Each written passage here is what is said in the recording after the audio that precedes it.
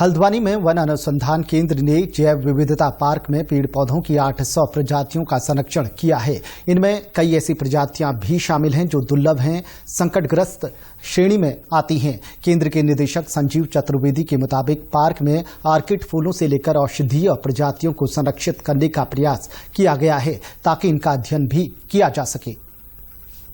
देखिए, हमने एक जैव विविधता पार्क बनाया है। इसमें लगभग 800 प्रजातियां हैं अलग अलग तरह के वनस्पतियों की।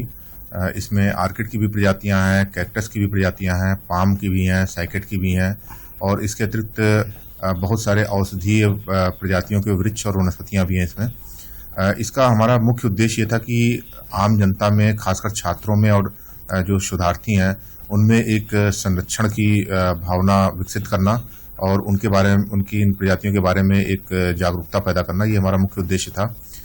इसमें हम लोगों ने प्रजातियों के बारे में जानकारी देने के साथ साथ जो हमारे देश की एक प्राचीन संस्कृति में जो एक प्रकृति और पर्यावरण के बारे में जुड़ाव रहा है, उसको भी हम लोगों ने यहाँ पे प्रदर्शित किया है।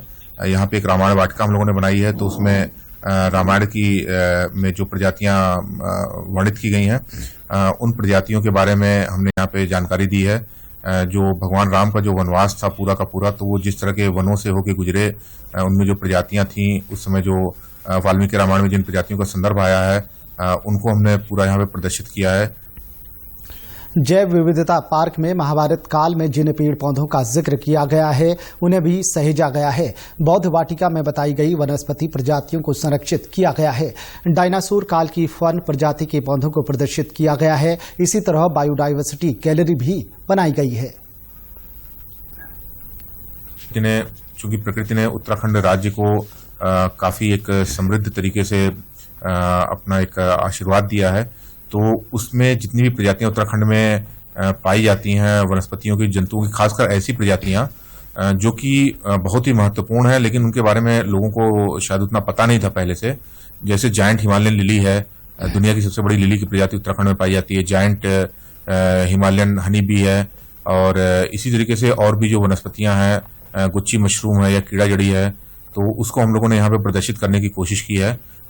इसी तरीके से जो रेप्टाइल्स हैं, किंग कोबरा या हिमालयन पिट वाइपर, उनके बारे में हमने जानकारी प्रदर्शित करने का प्रयास किया है। किंग कोबरा, जैसा कि आप लोगों को पता होगा, कि दुनिया का सबसे बड़ा विषैला सांप है, और हिमालयन पिट वाइपर दुनिया में सबसे ज्यादा ऊंचाई पे पाए जाने वाला विषैला सांप है। ये दोनों उत्तराखंड में पाए जाते हैं। इसके अतिरिक्त हमने यहाँ पे जो है एक आधुनिक संरक्षण की जो तकनीकें होती हैं उनके ऊपर काम करने के लिए एक टिश्यू कल्चर लैब भी स्टेब्लिश की है। मृदा परीक्षण की एक प्रयोगशाला स्थापित की गई है।